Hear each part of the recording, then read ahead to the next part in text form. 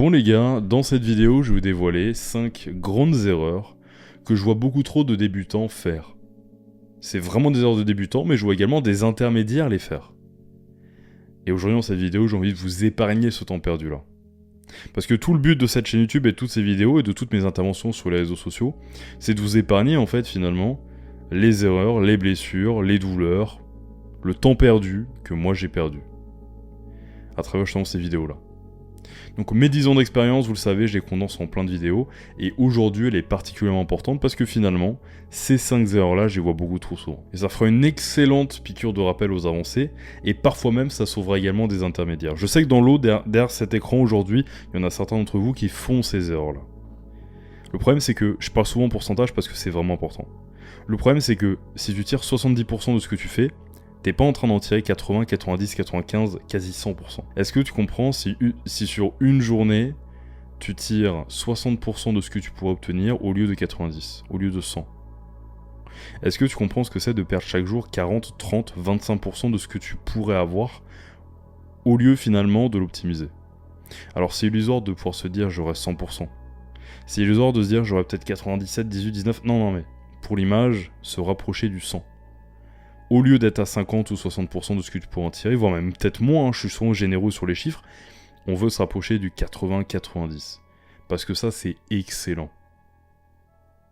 Donc aujourd'hui, je vais t'économiser du temps, de l'argent, de l'énergie, et un réveil difficile où tu te dis merde, j'ai perdu du temps, grâce à ces 5 choses-là, ces 5 erreurs que tu dois absolument éviter. Juste avant ça, je vais te lire le retour de la semaine Imperium. C'est le retour de Dylan, il m'a fait super plaisir, il était envoyé en DM sur le forum. Alors écoute, je suis abasourdi par toutes les connaissances. C'est quelque chose que je n'avais absolument jamais vu auparavant. J'apprends des choses que je ne pensais jamais apprendre, j'aime réellement le contenu ici. Et je lui ai répondu, j'aime lire ça, tu te rends pas compte. Et il se rend pas compte. Les gars, je suis en train de bâtir la communauté numéro 1 francophone de musculation et de bodybuilding. Créée à la base par des coachs, par 8 coachs, pour des coachs. Je suis tellement fier d'avoir lancé ce mouvement-là, les gars. Je vous le rappelle, il y a 500 places maximum. Clique sur le premier dans la bio pour obtenir ta place et vérifier surtout s'il y a encore des places. Je sais pas quand est-ce que tu regarderas cette vidéo-là. Clique sur le premier dans la bio pour découvrir tout ce qu'on a à te proposer. Il y a 6 formations entières, soit 7 heures et plus même de formation, parce qu'on a ajouté une 6ème il n'y a pas longtemps, donc ça doit faire 8. 7 heures de formation, dont 6 formations, 500 places, 8 coachs, un forum d'échange sur lequel il y a des réponses en détail à vos questions, à votre programme, etc. Et plus de 60 vidéos et ressources dans notre bibliothèque qui s'alimentent chaque semaine. Premier dans la bio, les gars, c'est mon petit bébé, c'est mon bijou. On n'a que des retours excellents comme ça chaque semaine parce que la qualité de ces retours-là, c'est la qualité des contenus qu'on propose. Et je veux que chacun d'entre vous clique sur le lien après la vidéo et aille voir, si ce n'est maintenant. Commençons, les gars. Première erreur aujourd'hui dont je vais vous parler. Elle est assez simple, mais elle met déjà un petit peu en jambe et après on va en voir des plus spécifiques. Première erreur, assez commune, je réinvente pas la roue, comme disent les anglo-saxons. Première erreur, première chose déjà à mettre en place, donc erreur à ne pas faire, ne pas poser tes macronutriments. Et à côté j'ai noté, manger sain est censé être normal et ne suffit pas. Alors là on met les pieds dans le plat avec une erreur qui est purement de débutant. En général les intermédiaires ont déjà bien verrouillé ça, ils ont au moins des calories ou des macros, peut-être pas forcément une diète aboutie, on va en reparler, clin d'œil, vous me connaissez là-dessus. Mais je vais déjà entamer avec le plus simple et le plus cohérent chez les débutants, parce que je sais qu'aujourd'hui il y a beaucoup de débutants qui vont cliquer sur la vidéo. Donc j'ai noté, pose tes macronutriments. Manger sain est censé être normal et ne suffit pas. Combien de fois j'ai des personnes qui veulent du suivi, qui m'appellent, et je prends l'appel avec plaisir. Et je discute justement pour voir, est-ce que je peux aider, est-ce qu'il n'y a pas des pathologies qui font que je peux pas aider, est-ce que la personne est sérieuse, parce que, bon, je vais dire, j'ai un temps limité, j'ai une énergie limitée, je peux pas bosser avec absolument tout le monde, donc autant qu'il y ait du sérieux en face pour entretenir le cercle vertueux de gens de qualité, travail de qualité, résultats de qualité. Donc, j'aime bien appeler, et souvent je demande, tu manges quoi ? Et souvent il y a 3 cas de figure qui se présentent. Soit il y a une diète qui est précise, mais on sait pas si elle est optimisée, enfin il ne sait pas, ou elle. Deuxièmement, soit il y a finalement que des calories, que des macros, et du coup forcément il perd une certaine optimisation. De la même manière que des fois c'est simplement je mange bien et je fais attention et je mange pas trop et j'essaie de limiter les féculents, tu vois ce que je veux dire. Si tu es dans cette situation là et que tu es débutant ou intermédiaire, tu n'optimises pas tes résultats. Alors évidemment, comme j'ai dit, le but, c'est pas de viser 100% d'optimisation parce que c'est pas possible. Ce serait être parfait, faire que ça, etc. La réalité, c'est que vous avez une vie et un travail. Non, mais s'en rapprocher au maximum. S'éloigner au minimum du 20, 30, 40% de rendement en fait. Comment je peux être à 90%, 80%, 70% au moins de bénéfices sur ce que j'investis. Donc les deux derniers là sur les trois possibilités, ils s'éloignent encore plus de celui qui a déjà une diète cadrée mais qui sait pas si c'est l'optimal d'un point de vue nutrition, complémentation et entraînement, parce que les deux autres, celui qui mange juste sainement et qui croit que ça suffit, et celui qui a juste des calories et des macros, les deux finalement, ils n'optimisent pas, mais les trois aussi finalement, mais selon un gradient différent, ils n'optimisent pas au maximum leur performance momentanée, leur énergie durant l'entraînement, donc leur performance, donc leur adaptation, donc leur prise de muscle. Ils n'optimisent pas non plus leur profil hormonal, ils n'optimisent pas non plus leur sommeil, leur performance, leur récupération et leur métabolisme. Ok ? Et ils ne limitent pas les blessures. En gros, il n'y a rien qui est là au maximum pour une longévité des progrès et une optimisation de ces derniers et une progression la plus rapide possible. Donc ça, c'est le premier point, il est vraiment important, les gars. Manger sain ne suffit pas. Réellement. Et quantifier, ça c'est souvent une erreur commune. Quantifier, et je dis souvent, mais quantifier, enfin je dis souvent durant ces appels-là, mais quantifier, avoir un cadre, peser les choses, ça n'a rien d'extrême, ça n'a rien de stressant. Au contraire, quand tu sais ce que tu fais et ce que tu ne fais pas, quand tu sais ce que tu fais et ce que tu ne fais pas, ça te déleste d'un poids. Encore plus lorsque ce que tu fais et ce que tu ne fais pas sont cadrés par un programme fait par un professionnel ou avec des très bonnes ressources par toi-même. D'où l'impérium. Ou alors d'où prendre un coach. Et vous avez le contact de mon coaching juste en dessous aussi. D'où prendre un coach. D'où cadrer et développer ses connaissances, même si ça revient aussi à un peu bricoler, mais déjà, c'est du bricolage avec de l'or. Donc déjà, c'est beaucoup mieux. Et puis pour les coachs, c'est adorable. Deuxième point, se concentrer sur la complémentation. Deuxième erreur, se concentrer sur la complémentation. Comme dans tout domaine, concentre-toi sur les bases. Ce qu'il faut bien comprendre, c'est que créer un programme, c'est un étau qui se resserre. Là, je définis mes besoins, donc je définis mes calories. Là, je les traduis en macronutriments, donc leur répartition générale, protéines, glucides et lipides. Et encore, des fois, on peut même commencer par directement les macronutriments si on a assez d'expérience. Et qu'on n'a pas nécessairement besoin de calculer les calories, des fois ça arrive. Mais bon, le chemin de base, c'est calories, macronutriments, répartition des macronutriments, choix des aliments, puis choix des compléments alimentaires. Ne te concentre pas sur les compléments alimentaires si tu n'as pas tout ça. Ok ? Si tu veux des bons résultats, des résultats les plus rapides possibles, la composition corporelle la meilleure, un système hormonal au maximum, un métabolisme au maximum, des performances au maximum grâce à une nutrition qui est sur ta journée cohérente, une bonne satiété en sèche, une bonne sensibilité à l'insuline en prise de masse, tu te dois d'avoir tout ce raisonnement-là. Il n'y a pas de hasard. J'allais taper une citation en anglais. Mais tu as exactement ce que tu investis. Je répète, tu as exactement ce que tu investis. Tu as exactement ce que tu donnes.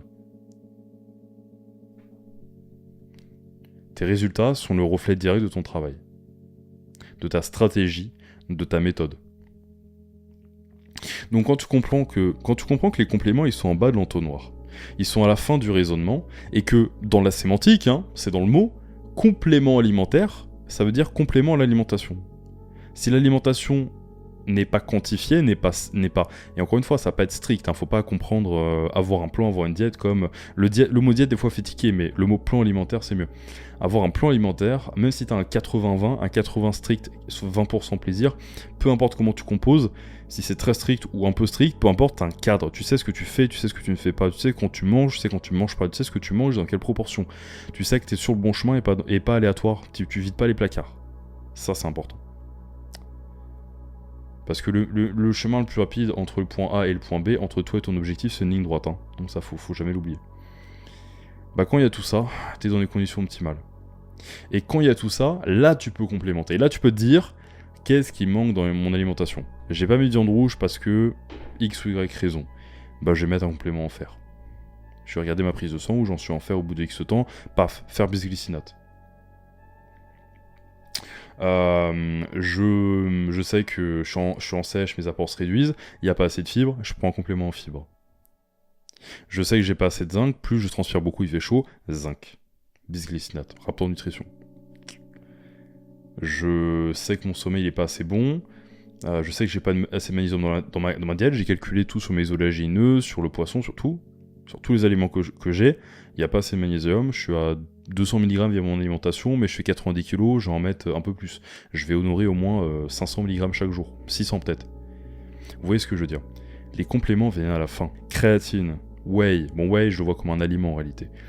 Créatine, ashwagandha, 5-HTP, berbérine, ce que tu veux, ça vient à la fin. Pareil, oméga 3, est-ce que déjà tu as assez d'oméga 3 dans ta diète avant d'en rajouter? Ouais, moi je prends des oméga 3, du zinc, du magnésium, du tribulus. Cool, c'est super, moi aussi. Ta diète elle ressemble à quoi? Est-ce que tu as fait une diète et ensuite tu t'es dit, bon, maintenant qu'est-ce qui manque? Ok, maintenant on choisit des compléments pour la complémenter. C'est ça le raisonnement. Vous faites pas avoir, les compléments sont absolument pas magiques, j'ai progressé beaucoup d'années sans en prendre. Et c'est simplement comment éviter les carences et comment justement optimiser ce petit peut-être 2%, 5% en plus dont je parlais tout à l'heure. Troisièmement, ne pas apprendre et comprendre les exercices que tu fais. Parce que ça va t'exposer à une chose. L'exécution, elle doit être maîtrisée, sinon tu vas devoir réapprendre au bout d'un moment, c'est-à-dire qu'à un moment de ta progression, dans le futur, tu vas devoir t'arrêter, réapprendre les mouvements, rebaisser les charges et remonter ensuite dans ta progression. Tu vas devoir réapprendre le schéma moteur. Tu vas devoir réapprendre à bien ressentir ton muscle. C'est un travail que tu veux faire tout de suite. Ça, c'est important. Ne pas apprendre et comprendre les exercices que tu fais, c'est une énorme erreur. Je vois souvent avec le dos. Parce qu'en coaching, je vois souvent à tel point que j'ai des vidéos, j'ai tout un espace client avec les vidéos d'entraînement, enfin avec les exécutions qui sont expliquées parce que c'est crucial et de toute façon je débriefe les vidéos d'entraînement donc je l'explique par-dessus. Mais trop souvent je mets un exemple neutre pour le grand dorsal donc et je vois des gigas, j'emmène et j'ai une rétraction scapulaire. Donc en gros, pour faire simple parce que s'il y a des débutants qui m'écoutent, je fais une vidéo à la base pour les débutants finalement, même si ça s'étend aux intermédiaires. Quand tu veux travailler au grand dorsal, donc les dorsaux, là, ce qui donne la largeur, finalement, tu veux garder le bras le long du corps. C'est pour ça qu'en général, on fait des prises neutres ou supination.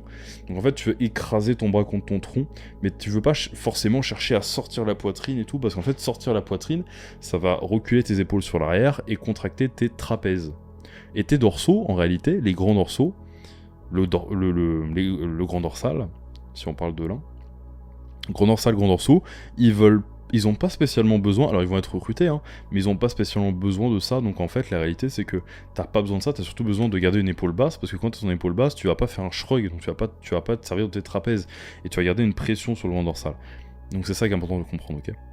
Oula, c'est ça qui... Pardon, il est minuit 48, c'est ça qui est important de comprendre. Comprendre ce que tu fais, comprendre à quoi servent les exercices, parce que quand tu comprends à quoi ils servent, tu te concentres sur la bonne partie ou le bon muscle, et ça c'est crucial, parce qu'évidemment, si tu fais un exercice, il faut comprendre ce qui travaille. Si tu fais un tirage vertical pronation ou des tractions, comprends que ça travaille plus le grand rond petit rond que les dorsaux. Tu veux peut-être faire des dorsaux, fais plutôt peut-être tirage vertical neutre à un bras ou des tractions prises neutres à la limite.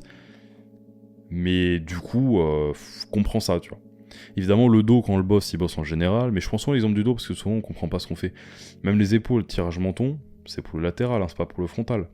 Oiseau halter ou face pull, bon après tu peux le faire pour les trapèzes, mais face pull à la base c'est pour l'arrière d'épaule, donc tu veux pas avoir cette rétraction d'épaule, tu veux simplement avoir l'élévation de bras, la flexion de bras et avoir pas de rétraction scapulaire pareil, pour stimuler l'arrière d'épaule. Quatrième erreur, ne pas comprendre ce que c'est de s'entraîner dur, et celui-là je vous promets, il y a même des mecs qui ont 4 ans, 5 ans de musculation qui l'ont, donc prête bien attention.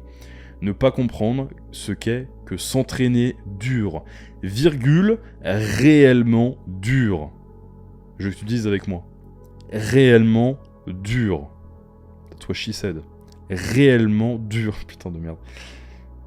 Ne pas comprendre ce que c'est que s'entraîner dur, réellement dur. Tu vas perdre un temps considérable. Aller physiquement à la salle ne suffit pas. Putain, ça je l'ai marqué parce que j'étais sur mon cardio la dernière fois. Je m'échauffais. Et je vois des gens rentrer et sortir de la salle. Et là, je me suis dit, putain, il y a des mecs qui me disent et qui m'ont dit tout au long de ma vie, je vais à la salle 4, 5 fois, 6 fois par semaine et je progresse pas. Et là, j'ai vu des mecs franchir la porte. Et je me suis dit, mais en fait, là, ils vont à la salle. Mais qu'est-ce qu'ils font à la salle? J'ai eu un déclic de génie. C'était aussi puissant que Newton qui a vu une pomme tomber. Je me suis dit, mais la gravité, putain, tu vois. Je me suis dit, le mec, la théorie de César, putain. Je vais à la salle. Bah, mon théorème, c'est qu'il y a des mecs qui vont en effet à la salle physiquement, mais quand ils sont à la salle, ils se branlent. C'est ça la réalité. Quand est-ce que tu vois un mec à la salle s'entraîner dur? Quand est-ce que tu vois un mec à la salle, semaine après semaine, mois après mois, année après année, progresser physiquement? Quand est-ce que tu vois un mec bien s'entraîner? Quand est-ce que tu vois un mec s'entraîner intelligemment? Quand est-ce que tu vois un mec s'échauffer correctement? Putain, c'est rare. Je le vois tous les jours, c'est dans le miroir. Bon, ça compte pas. Ne pas comprendre ce que c'est que s'entraîner dur, réellement dur. Je le dis avec moi, le théorème de César, putain. Aller physiquement à la salle ne suffit pas. Qu'est-ce que tu fais à la salle? Parce que si aller à la salle, c'est l'équivalent en termes de dépenses et d'efforts et de bavardise que d'aller au PMU, bah c'est pas productif. Je vais à la salle. Putain! Ça me paraissait tellement évident que quand tu vas à la salle, tu te la mets en fait, que j'ai eu ces clics-là après 10 ans, putain, après 10 ans de musculation. J'ai évidemment déjà remarqué que les mecs s'entraînaient pas dur, mais là, après 10 ans de musculation, il a fallu que j'ai 10 ans des gars de bouteille pour me dire, mais merde, il y a des mecs qui me disent au téléphone, et des mecs m'ont dit, que ce soit dans ma scolarité, au travail, machin, il y a des mecs qui m'ont dit, au travail, enfin, vas-y, détends-toi, Maury, t'as jamais travaillé pour quelqu'un d'autre que toi-même. Je voulais dire, dans le milieu de travail, stage, machin, peu importe. Il y a des mecs qui me disent, ouais, je vais à la salle 4-5 fois par semaine, mais j'ai pas de résultat. Frérot! Tu fais 4 séries de Snapchat et 10 séries de je regarde des meufs. Ah, j'aime me taper dans la caméra, putain. Bon. L'intensité doit s'apprendre. Et revenons un peu de sérieux. Le meilleur moyen d'apprendre l'intensité, c'est soit d'avoir quelqu'un qui te permette de la vivre, déjà, ou alors de la voir. Je veux que vous alliez tous, en même temps que cette vidéo-là, et bon, si vous êtes sur téléphone et que ça la coupe, tant pis. Je veux que vous alliez rechercher dans la barre de recherche Instagram. TRAIND.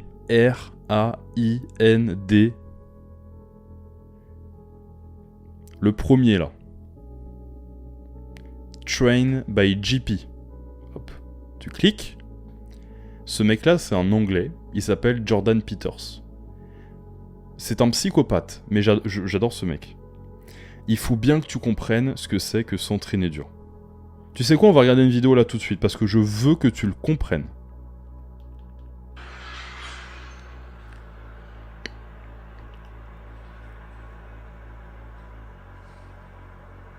Est-ce que ce mec-là a l'air de s'amuser?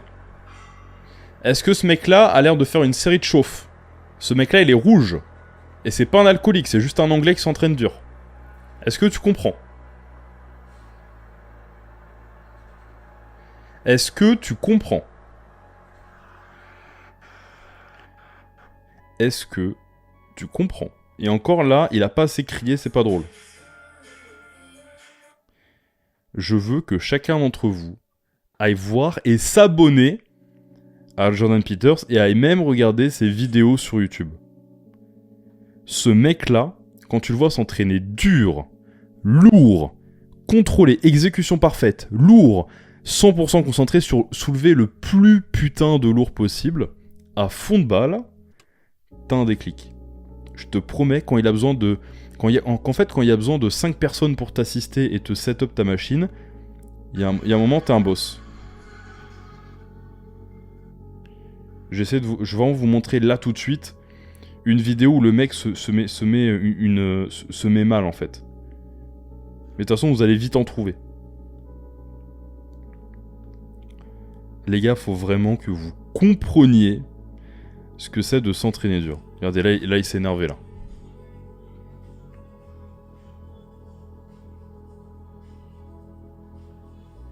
Puis il y a les bruitages aussi. Hein. Je veux que tu comprennes ça. Hein.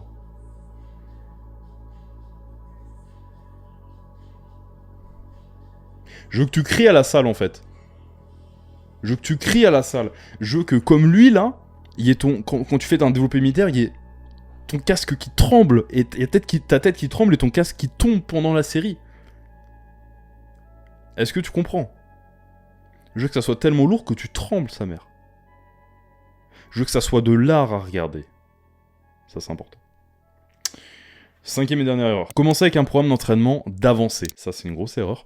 Après, encore une fois, je vais vous dire, hein, débutant en musculation, prenez en considération tout ce que je vous dis là, parce que c'est important pour pas perdre de temps, pour rentabiliser son temps, son argent, son énergie.